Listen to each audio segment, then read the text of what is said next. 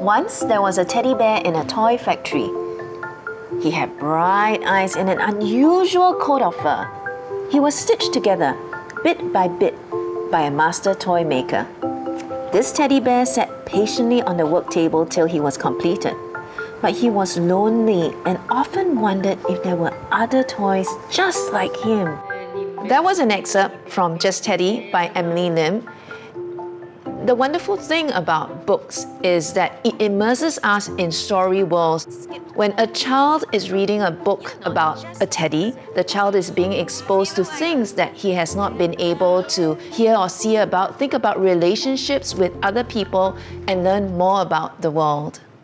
All too often, we think about learning to read as beginning only when the child learns to read the words on a page. It's about decoding, it's about phonics, it's about letters. Yes, that's important, but actually learning to read begins even before that. Today, I'm going to teach you about emergent reading. Before children learn how to read, they actually learn how to hold a book. They learn about the cadences of language. They learn that you can talk about books with other people. And they learn that books can be part and parcel of their everyday life. So when you look at this book here, the child has to learn that there's a title to the book. They learn that when you read a book, you need to move from the first page to the last page. There's a story there, there's a sequential movement in the book. They learn that the words connect to the pictures in a book. The first stage of emergent reading occurs when a child talks about pictures in a book. So for example, in this book, Just Teddy, the child might see the bear on a page and ask, what is the bear doing? How is the bear feeling? Or the bear has fallen down, how does he feel? And that's the child talking about pictures in a book. The second stage of emergent reading begins with the child learning to read with text-like language. By this, I don't mean that the child is able to decode the words on a page, but the child understands how written language works. Something like, one night, after all the toy makers had gone home, the teddy bear fell down. What's going on? A voice cried from a box nearby. The child is not actually reading the words on the page, but the child has recognized the pattern of how written language works and is able to use it to understand the book and to read to himself or herself. Now, in the third stage of emergent reading, the child has read a story so well that he or she has memorized the story. So very often you will hear young children say, once upon a time, when they're reading a fairy tale. Or I'm going on a bear hunt. It's very memorable. They memorize the entire story, but they do not actually know how to read the words on a page. But the child can read or recognize certain words on a page. When my daughter was 5 years old, she was reading books, but she couldn't really read it. And so she would sound out the words that she knew. She would recognize certain words. She would read them with us. Or she would ask me, Mommy, how do you read this word? And I would tell them to her. Party! After that stage, the child moves into beginning reading, which we are more familiar with when the child starts to read the words on the page and to comprehend the book.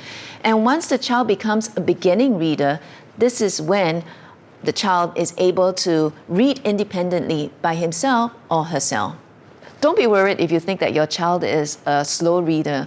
Children generally learn to read proficiently between the ages of 6 to 9, and that's a wide range. My own children really learned to read when they were in primary 1 and 2, and once they got started, they started reading avidly and picked up books by themselves. So I think the most important thing that you can concentrate on when your child is young or when you're working in an early childhood setting is to encourage that love of reading so that the child knows that reading is something that they want to do for themselves. I've coined this term, it's called the pleasure principle. When a child is surrounded by access to many books that are interesting and relevant, when they have role models who are reading around them and adults who read with them, it is more likely than not that they will pick up reading as something they enjoy and pick it up as a habit, as something they want to do every day. If a child finds reading enjoyable, they will read more. As they read more, they become better at reading, so it helps with their reading proficiency. It's also good because the child learns new things through books. They pick up what has been called information capital.